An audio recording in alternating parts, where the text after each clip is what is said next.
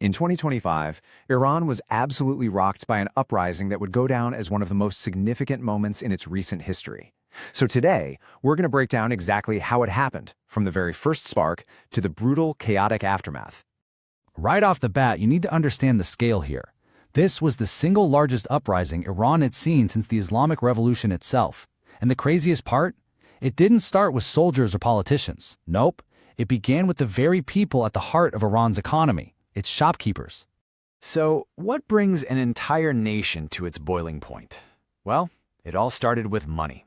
Let's dive into how a pretty severe currency crisis became the spark that lit a nationwide fire. I mean, just look at these numbers. They really paint a picture of the incredible pressure regular Iranians were facing. By December 2025, you've got overall inflation hitting 42%, but it's the details that are just staggering. Food prices skyrocketing by 72%, and the cost of essential health goods jumping 50%. This wasn't just an economic report. For millions, this was a daily battle to survive. And you know, it wasn't just one thing. It was this perfect storm of economic disasters. The currency, the rial, was in a total freefall. We're talking 1.5 million to a single US dollar. On top of that, the government was dealing with huge budget problems and just plain mismanagement. Then you pile on reimposed international sanctions, serious water and energy shortages, and this growing fear that new taxes were coming. The whole country was basically a tinderbox just waiting for a match. And once that match was lit, wow, the fire spread with unbelievable speed. This is where we see a local merchant strike transform into a genuine nationwide movement. This timeline just shows you how viral it went. It kicks off on December 28th with some shopkeepers in Tehran. A day later, security forces are already firing tear gas. By the 30th, university students are jumping in. And check this out, by January 3rd, less than a week later, the movement had totally exploded. It was active in 46 different cities across 22 provinces. The speed was just breathtaking. And what's so important to see is how the conversation on the street completely changed. It started out with complaints about the economy, but it quickly morphed into a direct political challenge to the regime. Slogans shifted from being about money to chants like "Death to the Dictator." And ones like "Neither Gaza nor Lebanon, my life for Iran" really showed a turn inward, a rejection of foreign policy in favor of fixing problems at home.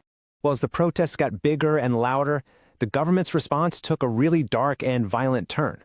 The whole strategy shifted from trying to contain the protests to just full-on brutal suppression. January 8th, that's the day the lights went out. Not the city lights, but the digital ones. The internet went dark. And this wasn't an accident. It was a deliberate move to create an information vacuum, a cover for what was about to happen next.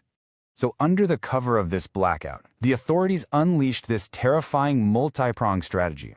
We're talking military-grade jammers to knock out satellite internet, direct orders for security forces to use live ammunition on people. An estimated 5,000 fighters from allied Iraqi militias were reportedly brought in to help. And then, in this horrifying escalation, forces started raiding hospitals to arrest and sometimes even execute injured protesters, all while tens of thousands were being rounded up in mass arrests. And even with that information blackout, these absolutely terrifying accounts started to leak out. This one quote from an eyewitness in Tehran, reported by The Guardian, it just paints a horrifying picture. "We saw hundreds of bodies." It really puts a human face on the brutality happening on the ground. Now let's contrast that with the official line from the government. Just a few days before the worst of the violence, Supreme Leader Ali Khamenei said that rioters must be put in their place. When you put those two statements side by side, the experience of the citizen and the justification from the state, the difference is just incredibly stark. And that leads us to, honestly, the most difficult part of this story, the staggering human cost. So let's try to look at the numbers, but keep in mind that with the internet down, getting precise figures is next to impossible. I mean, this slide says it all. The gap in the casualty reports is just massive. The Iranian government officially confirmed a little over 3,000 deaths, but a group called the Human Rights Activist News Agency, or HRNA, confirmed more than 7,000. And then you have international media outlets reporting these unbelievable figures, some as high as 36,500. The real number is probably lost somewhere in that huge, tragic range, all obscured by the blackout. And beyond the deaths, you can see the scale of the crackdown in the arrests. By the middle of February, Ashrana had confirmed this number: 53,552 people arrested. It's a massive figure that really shows you the scope of the government's effort to just crush this movement. You know, the crackdown didn't just end on the streets. The source material talks about a systematic effort to control the story and hide the truth.